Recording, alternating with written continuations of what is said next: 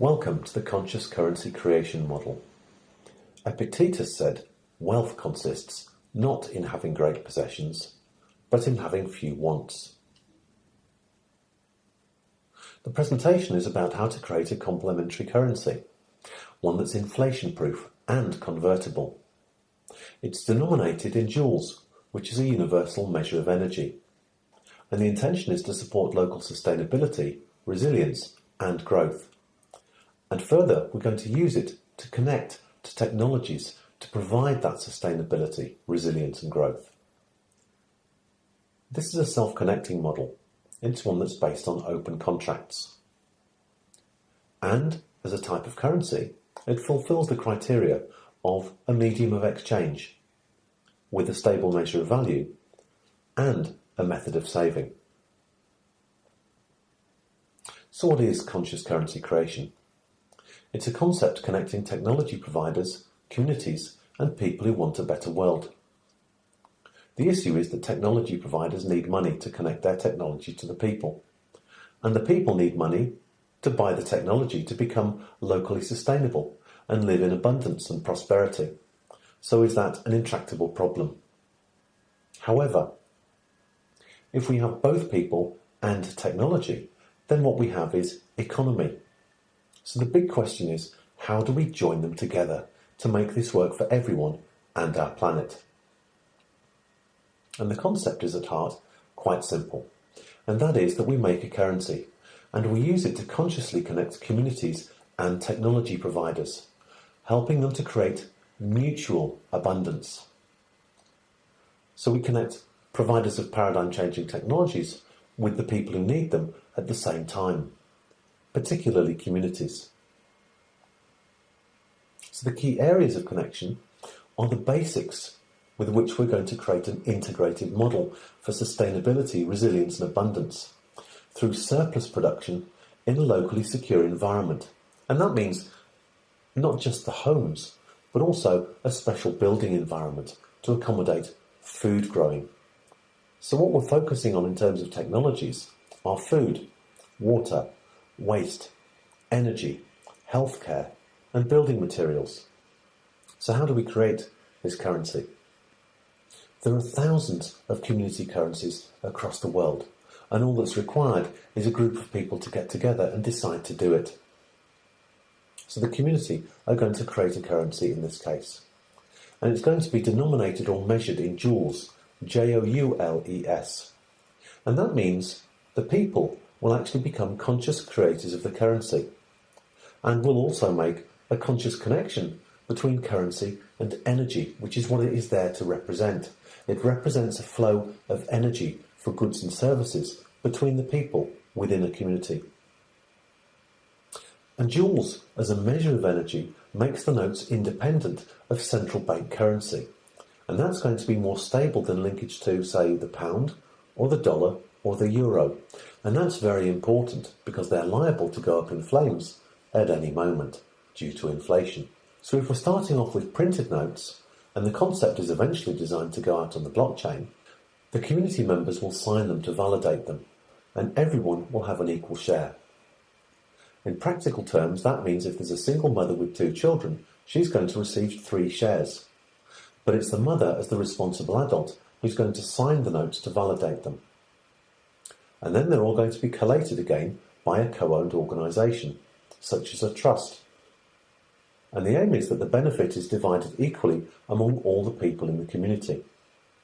The trust now adds a hologram, and in the hologram can be a unique number, which also contains specific frequencies. And that's going to be a security item alongside the actual signature on the note. So the community organisation is now in position to connect to the technologies from the technology providers. And the intention is that each technology provider who wishes to participate in the programme makes a contract to accept whatever percentage they want in the currency. And the assumption is that each will need a certain percentage in, say, US dollars to cover their local costs of production and distribution, etc. And the aim is a mutually beneficial relationship for both the technology provider and the community. So the community can now buy and integrate the technologies according to a plan designed specifically to support local resilience and sustainability. And it's a key part of that plan that the community will invest more than it needs to create surpluses and extra income through selling or trading those surpluses. In the process, the community will not only reduce its costs, but the outflows of legal tender from the community will be intentionally reversed to create income. So where the people in the community were spending outside the community for their food and for their energy, for example, the aim is that they're now going to become providers of food and energy and use that as extra income. And the kind of surpluses we're talking about can come from food, healthcare services, the selling of technologies, provision of training courses, and consulting. And all these and more can now be sold by the community. And at the same time, the community will become a centre where advanced technologies are integrated in one place.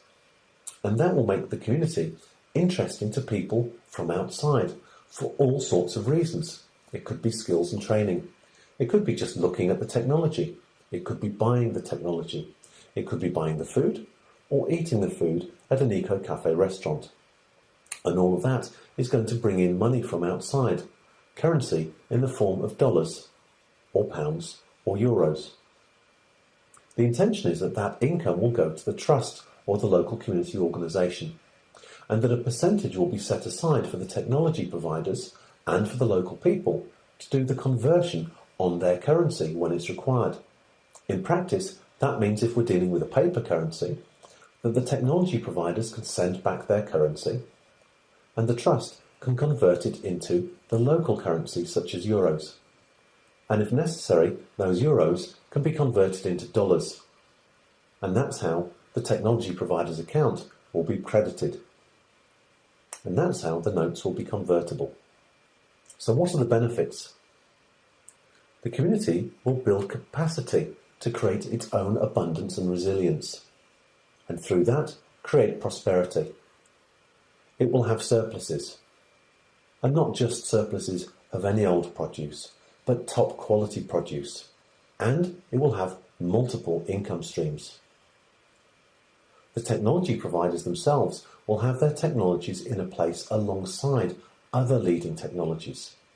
And the assumption is that it would be sensible for the community to have a demo area for anyone interested in ecology, technology, sustainability. So there are various reasons for people to come in from outside, including the food and the restaurant and the demo area. At the same time, the technology providers themselves will be able to network to potentially hundreds or thousands of communities, all of which can become sales outlets.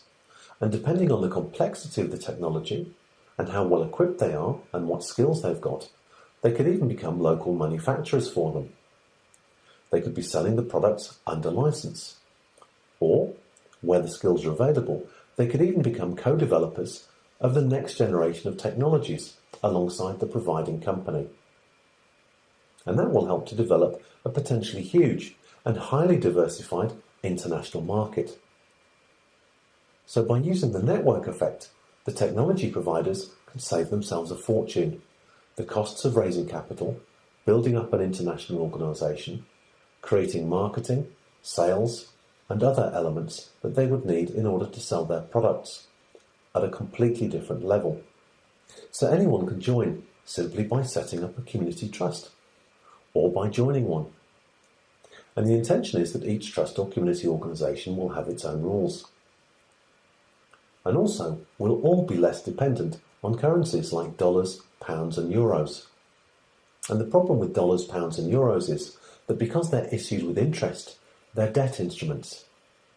And for every single dollar, pound or euro that's issued, more debt exists because of that interest than can ever be repaid. And that is a major threat to the people, to the financial system and to the economy. And in the case of the dollar, it's lost 97% of its value over the last 100 years or so already. And the problem with that is, in the last few percent, that's when we're likely to hit very serious inflation, if not hyperinflation. So local resilience in economy supports local and national well-being. And the intention is to create a win-win-win, both local and national and environmental. So the energy-backed currency is actually inflation-proof for the people and the technology providers. And the local people can also be encouraged to spend their currencies within the community, because that creates economic flow, and economic flow creates prosperity and wealth. So under this model, the energy, in all its forms, is encouraged to connect ground up, not only in terms of local electricity production, but in terms of food and water and all of the other basic requirements for the community. And that becomes very important because we're all highly dependent on very centralized grids. If we were living in a developing country and there was a natural disaster such as a hurricane or an earthquake, then we'd have a problem if the grid went down. But if each and every house or each and every village is producing their own energy and their own food and in control of their own water, then we have a far more resilient system for the good of everybody. So to follow the community plan, we need growing space. And we require capacity of at least 3 times the needs of the community to create those surpluses. And the intention is to create a building that could be coated in a geopolymer to create a very strong, very long-lasting, environmentally friendly and healthy environment, highly resilient to things like earthquakes and forest fires and hurricanes. And the growing area will be filled with aquaponic or hydroponic food-growing technology. And we know from the way that's been applied that we should be able to expect that we can produce at least 10 times more food compared to outside growing. The technologies are integrated to create better results. And in terms of the food growing, what we're talking about is energized water, ultrafine rock minerals, hydrogen-infused water, and frequency stimulators for the plants and fish, because all of these are known to have positive effects on the growth, the stimulation of the immune systems, the fruition, and the overall quality of the fruit and vegetables in terms of mineralization, enzymes, and how long the products last. And within that secure environment, areas can be heated or cooled. And that means we can create a wide variety of food growing. And we'll have a place where absolutely fresh daily produce can be grown of the highest quality, which is high value food, and which will be available every day of the year. Other areas can be considered to add even more value, such as a shop to sell the surplus food, or an eco-cafe restaurant to add even more value to the food. There could be healthcare and healing areas, a technology demonstration area, workshops, an arts area, an office, or even a bed and breakfast.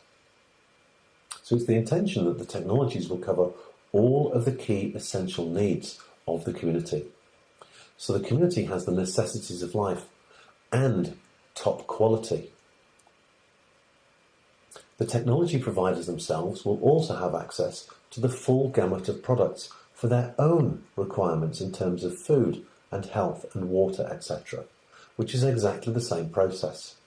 So the intention is that anyone can join this model, and whoever joins benefits through sharing and exchanging.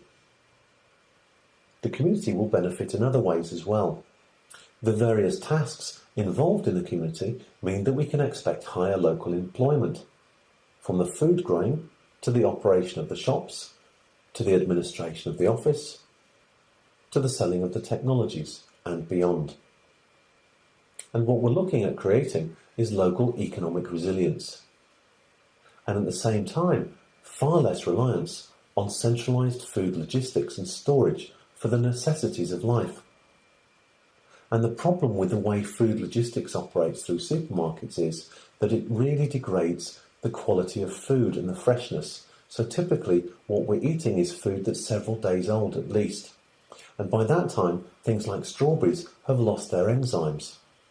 So we're not eating fresh food. And we know this because when we go to a shop or a supermarket to buy something like an avocado.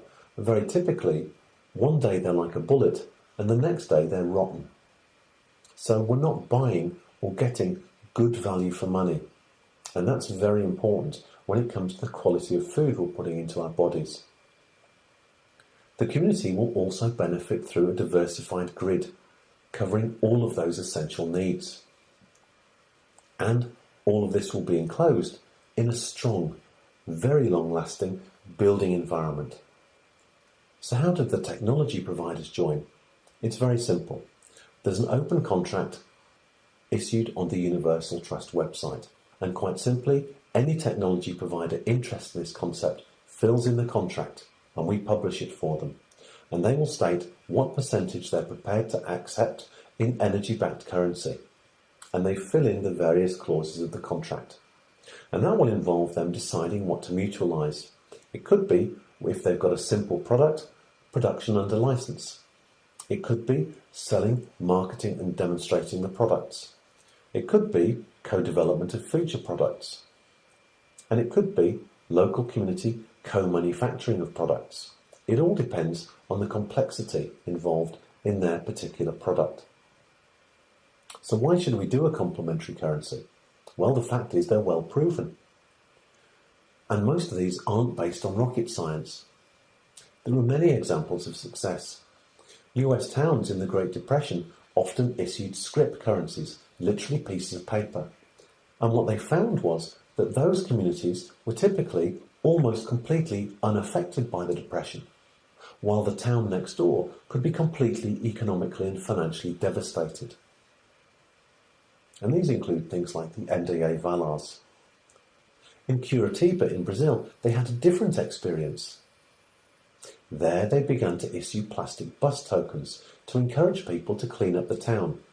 And 20 years later, this widely accepted local currency had led to much greater stability in that area compared to other areas nearby. And not only that, considerably better growth as well. In Austria, they had the miracle of Virgil. So while the rest of the country was suffering financially and economically, Virgil was doing absolutely fine, thank you very much, because they issued their own currency and people just accepted it. So the economy just kept on functioning. And then there's the Watt system in Japan. And the fact is, it's been very well proven that complementary currency supports balance and growth in local economy, even in a global depression. So what's new about this concept?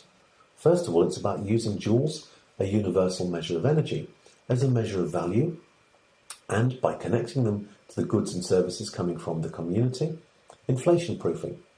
So the two are connected. People produce the currency in proportion to the goods and services that they're producing. The second thing is, it's actually making the members of the community conscious about the process of currency and banking. And if we don't become conscious about how currency and banking works, we will continue to be exploited by bankers. Next, there's the conscious connection to technology in order to create local resilience and sustainability, because man cannot live by currency or money alone. What we're talking about is something that extends into economy, not just finance. The next principle is integrating technology together, layer upon layer, more and more, covering all of the key areas of the community's needs. The next concept is paradigm bridging and creating a 0 point. This paradigm is all about financial control and scarcity. But we know that the US Navy has at least one warship running completely on seawater. There are many clues that we're being given that there is free energy out there. But the point is, until the realization and the use of free energy is ubiquitous, there is a yawning gulf between this paradigm and one where if everything is a function of energy and energy is free, then everything should be free. So part of the intention of this currency is that the currency is linked to energy. And as people realize that energy is free, the value of the currency will drop to zero out alongside the entry of a new paradigm where energy is free and therefore everything is free.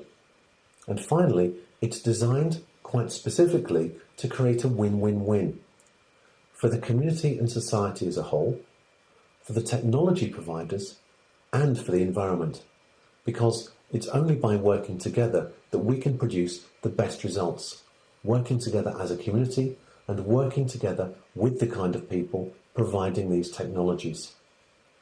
And here are the note designs. The intention is that we can start off with printed notes, which can be downloaded from the Universal Trust website, and then we can move into a blockchain technology that anyone can connect into, including savers, investors, technology providers, and of course the communities. The note designs use sacred geometry graphics from Goa Labao. Goa is the Thrive movie animator and graphic designer at liquidbuddha.com. And if you haven't seen the free Thrive movie, visit thrivemovement.com. The mandalas were produced by Mikey Weiberg and the natural fractal photographs by Mike Upstone. So what's next? The Universal Trust intends to crowdfund for a community project to prove the model, to share all the information, including the plans, the costs, the time involved, any problems we encounter, and how they get solved. And all that information is going to be provided for free. And ultimately, the model will be extended into an open contract on the blockchain for all. If you'd like to do further research into complementary currencies, take a look at Bernard Lietaer's website, lietaer.com. Bernard Lietaer is the father of the euro and now a complementary currency specialist. There's also a great TED Talk by Paul Kemp-Robertson, and Exeter University also publishes research on alternative currency systems. P.T. Barnum said, "Money is a terrible master, but an excellent servant." And E.F. Schumacher said, "Wisdom demands a new orientation of science and technology toward the organic, the gentle, the elegant, and beautiful." Thank you for watching the presentation. Please consider giving us a thumbs up, sharing the video, and subscribing.